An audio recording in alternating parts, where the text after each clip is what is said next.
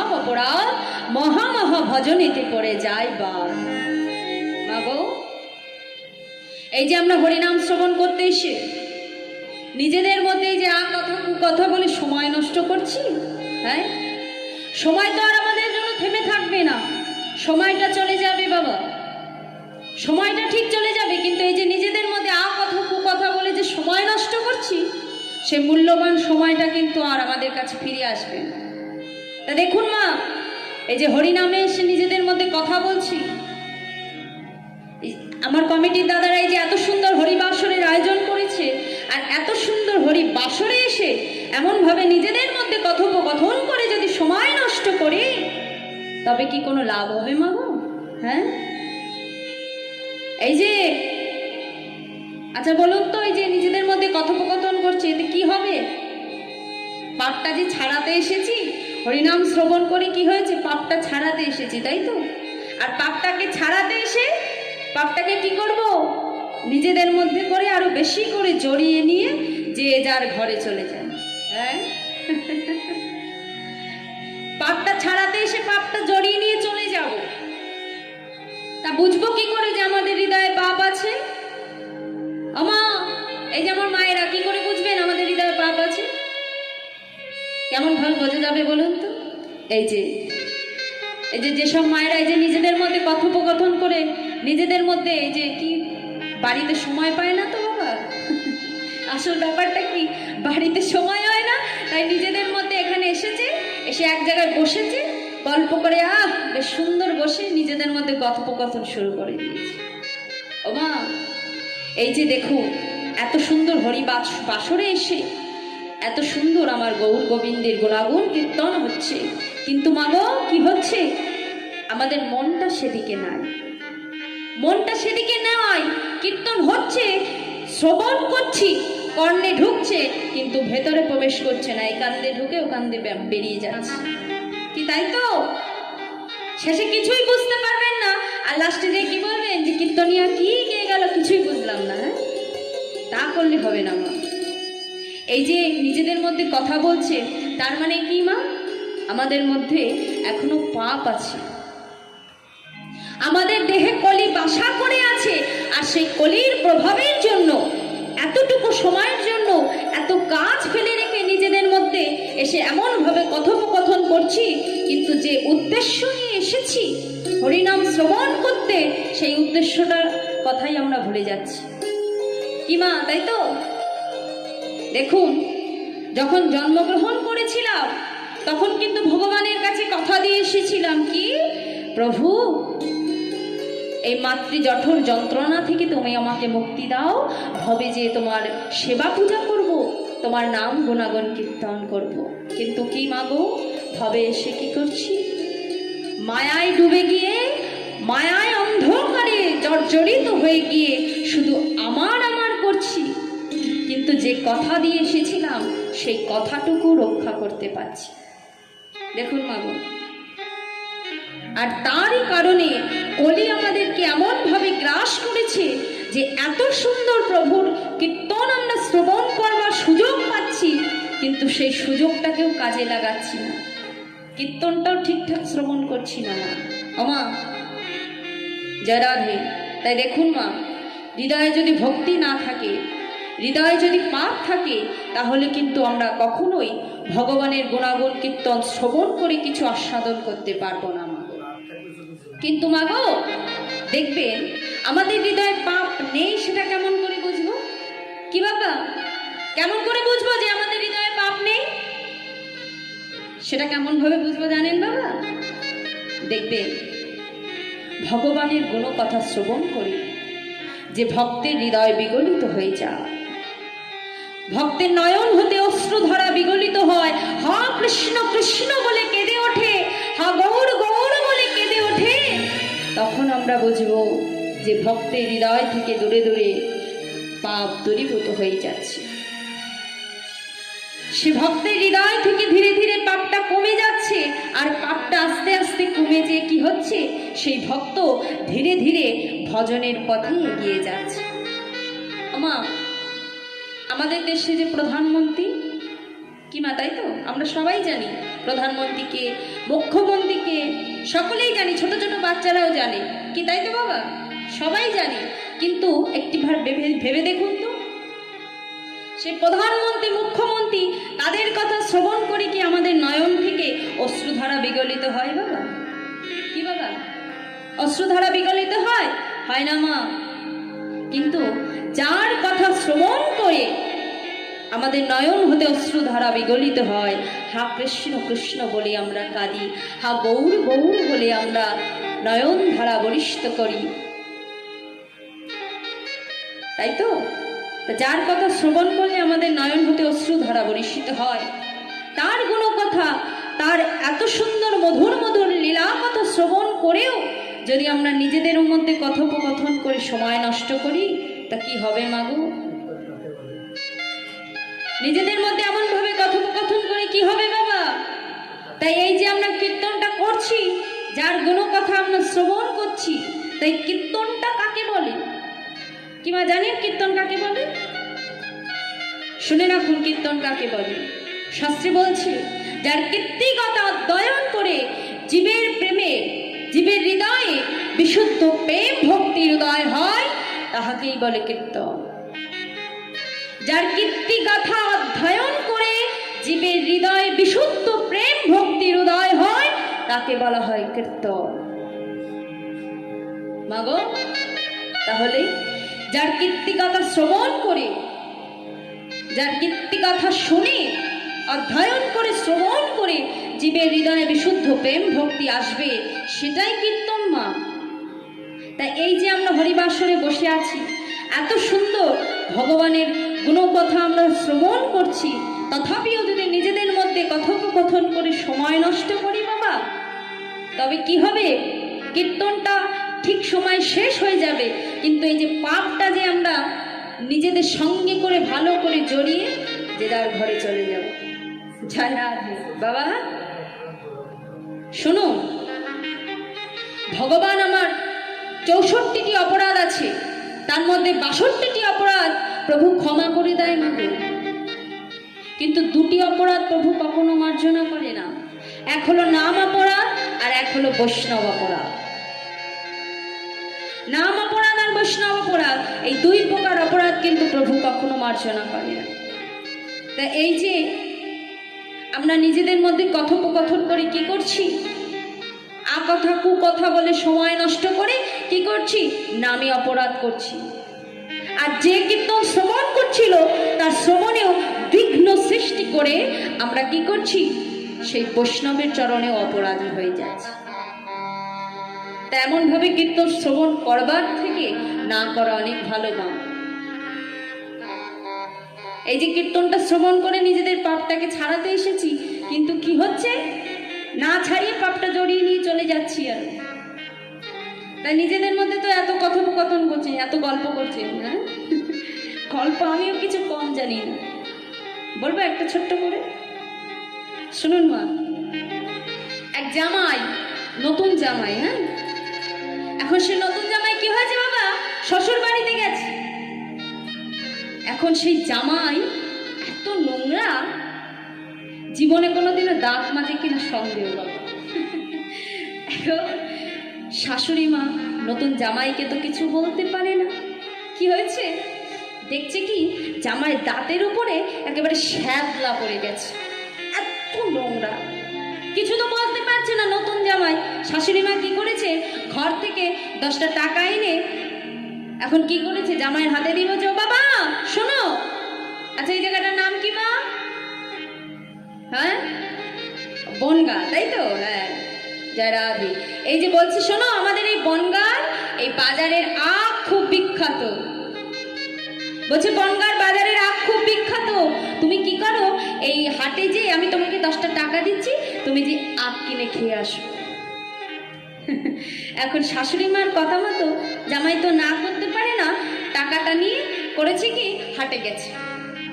এখন হাটে যেয়ে বাবা, হাটে ঢোকবার মুখে দেখছি কি একজন জাম বিক্রেতা বেশ সুন্দর বড় বড় জাম সাজিয়ে সামনে বেশ বসে আছে। আর সেই জাম দেখে নতুন জামাইয়ের পাটাও সেখানে একেবারে জাম হয়ে গেছে, আর যাচ্ছে না, নড়তেও পারছে না।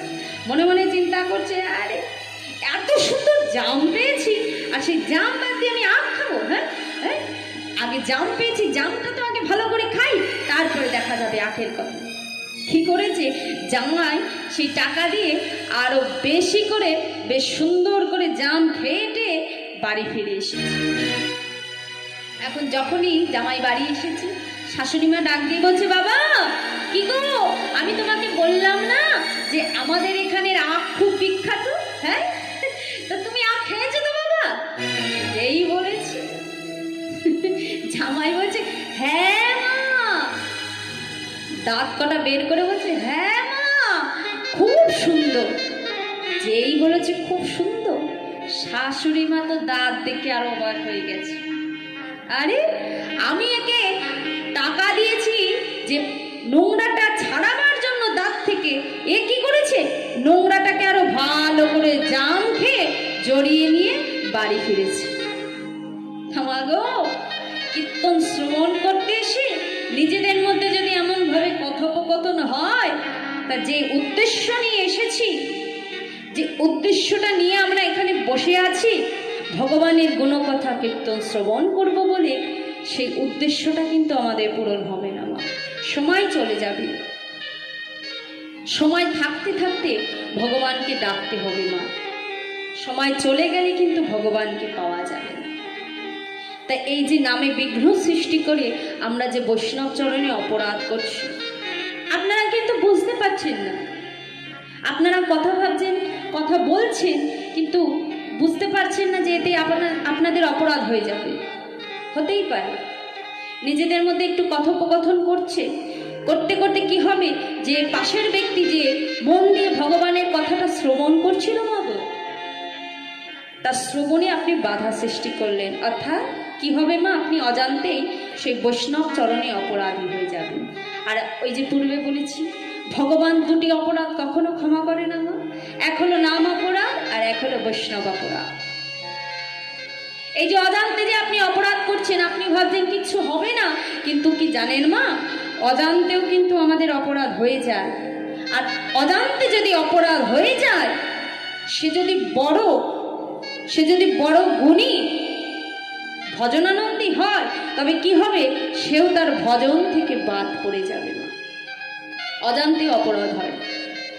আমরা সকলেই নাম শুনেছি, সর গোস্বামীর নাম আমরা সকলেই শুনেছি মাগো, তাই তো? সেই সর গোস্বামীর মধ্যে একজন গোস্বামী ছিলেন, যার নাম ছিল বাবা সনাতন গোস্বামী। এখন সেই সনাতন গোস্বামী তিনি কি করছেন, রাধাকুণ্ডের তীরে বসে বসে তিনি কি করছেন, ধ্যানের মধ্যে, ধ্যান যোগে ভগবানের মানসে আরোপে ভগবানের লীলা দর্শন করছে। আর সে মধুময় শ্রীধাম বৃন্দাবনে একজন খঞ্জ বাবা যে ছিলেন বাবা, সেই খঞ্জ বাবা, তিনি তো খঞ্জ ছিলেন মাগো, তাই সেই খঞ্জ বাবাকে দেখে বৃন্দাবনের সকলে তাকে দেখে তিরস্কার করত, তাকে সবাই দেখে ব্যঙ্গ বিদ্রুপ করত। আর খঞ্জ বাবার তার জন্য মনে বড় দুঃখ, যে আমি খঞ্জ বলে আমাকে দেখে এমন ভাবে তিরস্কার করে। এই বৃন্দাবনে এমন কেউ কি নেই যে আমার মনের দুঃখটা একটু বুঝতে পারবে? বলো, এই বৃন্দাবনে এমন কেউ নেই যে আমার মনের দুঃখ, আমার মনের ব্যথাটা একটু বুঝতে পারবে? এই যে খঞ্জ বাবাজি, তিনি তো খুঁড়িয়ে খুঁড়িয়ে হাঁটতেন মাগো। খঞ্জ মানে হলো খোড়া। এখন সেই খঞ্জ বাবাজি তিনি খুঁড়িয়ে খুঁড়িয়ে হাঁটতেন বলে তাকে বৃন্দাবনে সবাই দেখে তিরস্কার করত। আর সেই খঞ্জ বাবাজি তিনি মনে বড় দুঃখ, তার মনে বড় ব্যথা, যে এই বৃন্দাবনে এমন কেউ কি নেই যে আমার মনের দুঃখটা একটু বুঝতে পারবে, যার কাছে গেলে আমি আমার মনের দুঃখ, মনের কথা খুলে বলতে পারবো। এই বৃন্দাবনে এমন কেউ নেই।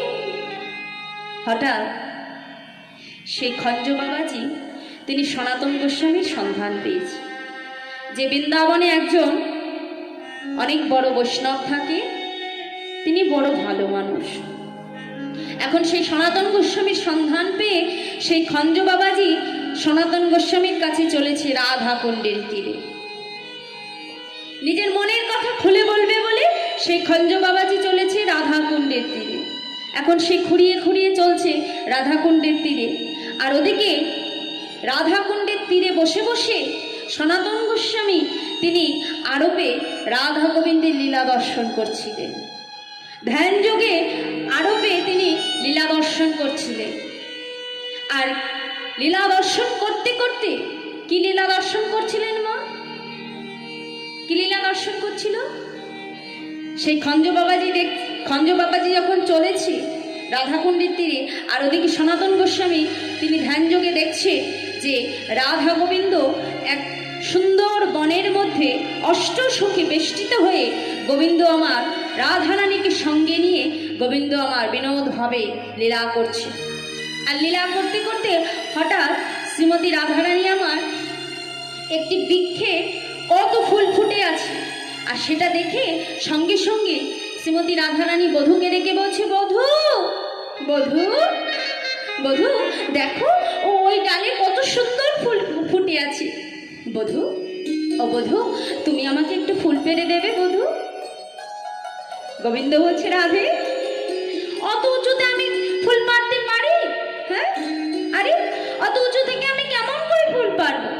তার থেকে একটা কাজ করা যায়, তুমি আমাকে একটু উঁচু করে ধরো, আমি তোমাকে ফুলটা পেড়ে দিচ্ছি। রাধারানী বলছে, বধূ তুমি যে কি বলো না, আরে আমি কি তোমাকে উঁচু করতে পারি? বেশ, তুমি যদি আমাকে উঁচু করতে না পারো তবে আমি তোমাকে উঁচু করে ধরছি, তুমি ফুলটা পারো। ঠিক আছে বধূ, তুমি আমাকে একটু উঁচু করে ধরো, আমি ফুলটা পাচ্ছি। ও মা, গোবিন্দ কি করেছে? শ্রীমতী রাধারানীকে উঁচু করে ধরেছে। আর যেই ডালে ফুলটা আছে বাবা, রাধারানী হাতটা বাড়িয়ে সেই ডালটা ধরেছে। আর যখনই ফুলটা পাড়ার জন্য ডালটাকে হাত দিয়ে ধরেছে, গোবিন্দ কি করেছে? হাতটা ছেড়ে দিয়েছে।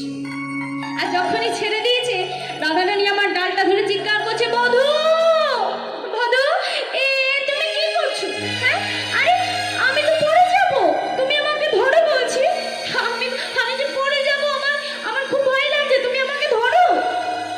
আর গোবিন্দ নিচে দাঁড়িয়ে দাঁড়িয়ে হাতে তালি দিচ্ছে। সখীরাও সবাই সেই লীলা দর্শন করে হাতে তালি দিচ্ছে। আর সনাতন গোস্বামী তিনিও তো মননে মানুষে আরোপে সেই গোবিন্দের লীলা দর্শন করছিল। সেও সেই লীলা দর্শন করতে করতে সেই সনাতন গোস্বামী তিনিও হাতে তালি দিচ্ছে বাবা। এখন যখনই তিনি হাতে তালি দিয়ে সেই লীলা দর্শন করছে, হঠাৎ খঞ্জ বাবাজি সেখানে প্রবেশ করেছে। আর যখনই খঞ্জ বাবাজি প্রবেশ করে খঞ্জ বাবাজি দেখছে সনাতন গোস্বামী হাতে তালি দিচ্ছে। আর এই দৃশ্য দর্শন করে খঞ্জ বাবাজি মনে মনে ভাবছে, কি বৈষ্ণব বৃন্দাবন মাঝি, সবাই আমাকে দেখে তিরস্কার করে, আমি খঞ্জ বলে সবাই আমাকে ব্যঙ্গ করে, বিদ্রুপ করে, সবাই আমাকে দেখে তিরস্কার করে, যার জন্য আমি তোমার কাছে এসেছি আমার মনের বেদনা, মনের ব্যথাগুলো জানাবো বলে। আর বৈষ্ণব, আমি খঞ্জ বলে আজ তুমিও আমায় দেখে ব্যঙ্গ করলে, তুমিও আমায় দেখে করতালি দিলে। খঞ্জ বাবাজি মনে দুঃখ নিয়ে সেখান থেকে চলে গেলে। আর যখনই খঞ্জ বাবাজি মনে আঘাত পেয়ে সেখান থেকে চলে গেলে, সঙ্গে সঙ্গে সনাতন গোস্বামীর ধ্যান ভেঙে গেল। তিনি আর ধ্যানের মধ্যে রাধা গোবিন্দের লীলা দর্শন করতে পারছে না। নিতাই গৌর হরি বল। আর লীলা দর্শন হচ্ছে না। হঠাৎ সনাতন গোস্বামী চমকে উঠেছে, কি আমি কেন আমি ভগবানের আমার রাধা গোবিন্দের লীলা দর্শন করতে পারছি না? কি হলো আমার? সনাতন গোস্বামী যখন আর লীলা দর্শন করতে পারছে না, তখন আরো 5 জন গোস্বামীকে ডেকে পাঠালে, ওগো তোমরা আমায় বলতে পারবে আমি কেন আমার রাধা গোবিন্দের লীলা দর্শন করতে পারছি না? আমার কি অপরাধ হলো যার জন্য আমি আমার রাধা গোবিন্দের লীলা দর্শন করতে পারছি না? আমি আমার রাধা গোবিন্দের লীলা দর্শন থেকে বঞ্চিত হয়েছি। বলো না, আমি কি অপরাধ করেছি? তখন সেই 5 জন গোস্বামী তারা সনাতন গোস্বামীকে ডেকে বলছে, হয়তো তোমার অজান্তে কোনো অপরাধ হয়েছে, তুমি একটা কাজ করো, তোমার গৃহে প্রতিদিন একজন বৈষ্ণবকে তুমি সেবা দাও, আর এমনভাবে সেবা দিতে দিতে তুমি তোমার অপরাধ থেকে মুক্ত হয়ে যাবে। তাই আর 5 জন গোস্বামীর কথা মতো সনাতন গোস্বামী প্রতিদিন তার গৃহে, প্রতিদিন তার কুঠিরে একজন করে বৈষ্ণবকে সেবা দেয়। বাবা তার সেই ভজন কুঠিরে প্রতিদিন একজন করে বৈষ্ণবকে সেবা দেয়, আর এমনভাবে সেবা দিতে দিতে দিতে দিতে হঠাৎ একদিন সেই খঞ্জ বাবাজির পালা এসে পড়েছে। আর যখনই সেই খঞ্জ বাবার পালা এসে পড়েছে, সনাতন গোস্বামী তার গৃহে গেছে তাকে বৈষ্ণব সেবার জন্য নিমন্ত্রণ জানাতে। আর খঞ্জ বাবা সনাতন গোস্বামীকে দেখে চিনতে পেরেছে, আর যখনই চিনতে পেরেছে সঙ্গে সঙ্গে চিৎকার করে বলছে, বৈষ্ণব যাও বলছি, তুমি এক্ষুনি আমার চোখের সামনে থেকে দূর হয়ে যাও, আমি তোমার মুখ দর্শন করতে চাই না, যাও বলছি, তুমি এক্ষুনি বেরিয়ে যাও আমার চোখের সামনে থেকে। যেই চিৎকার করে উঠেছে, সনাতন গোস্বামী ছুটে যে খঞ্জ বাবার চরণ দুটি জড়িয়ে ধরে বলছে, বৈষ্ণব বৈষ্ণব, আমি কি তোমার চরণে কোনো অপরাধ করেছি? কেন তুমি আমাকে অমনভাবে তাড়িয়ে দিচ্ছ? বৈষ্ণব বলো না, আমি কি তোমার চরণে কোনো অপরাধ করেছি? তুমি আমাকে একটিবার বলো, আমি কি তোমার চরণে কোনো অপরাধ করেছি যার জন্য তুমি আমাকে এমনভাবে তাড়িয়ে দিচ্ছ? খঞ্জ বাবাজি ক্রোধান্বিত হয়ে বলছে, ওরে মূর্খ, এই বৃন্দাবন বাজে আমি খঞ্জ বলে আমাকে সকলে তিরস্কার করে, আমাকে সকলে ব্যঙ্গ করে, আর তার জন্য আমি আমার মনের দুঃখ নিবারণ করবার জন্য তোর কুঠিরে গেছি। আর যখনই আমি রাধা কুণ্ডের তীরে গেছি, তুইও শেষে আমাকে দর্শন করে ব্যঙ্গ করেছি, তুইও আমাকে দেখে হাতে তালি দিয়েছিস। আমি তো তোর কাছে গেছিলাম শুধুমাত্র আমার একটু শান্তির জন্য, আমার মনের দুঃখটা তোর কাছে জানাবার জন্য, আর তুইও আমায় দেখে করতালি দিয়ে ব্যঙ্গ করেছিস। যেই না এই কথা শুনেছে মা, সনাতন গোস্বামী বুঝতে পেরেছে, আর সনাতন গোস্বামী সঙ্গে সঙ্গে সেই বৈষ্ণবের চরণ দুটি জড়িয়ে ধরে বলছে, বৈষ্ণব আমি যে অজান্তে তোমার চরণে অপরাধ করে ফেলেছি, তুমি আমাকে ক্ষমা করো। আমি যে না বুঝে তোমার চরণে আমি যে বৈষ্ণব অপরাধ করেছি, তুমি আমাকে ক্ষমা করে দাও বৈষ্ণব। তারপর সনাতন গোস্বামী যখন সব ঘটনা সেই খঞ্জ বাবার কাছে খুলে বললে, যখন খঞ্জ বাবা সবটা জানতে পেরে সবটা বুঝতে পারলো, আর বুঝতে পেরে যখন সনাতন গোস্বামীকে ক্ষমা করে দিল মা, আর সনাতন গোস্বামীকে ক্ষমা করবার পর সনাতন গোস্বামীর সঙ্গে যে সেই সনাতন গোস্বামীর কুঠির থেকে যখন তিনি সেবা গ্রহণ করলেন, তারপর থেকেই মাগো সনাতন গোস্বামী অপরাধ থেকে মুক্তি পেলে। তার আগে পাইনি, তার আগে কিন্তু সে রাধা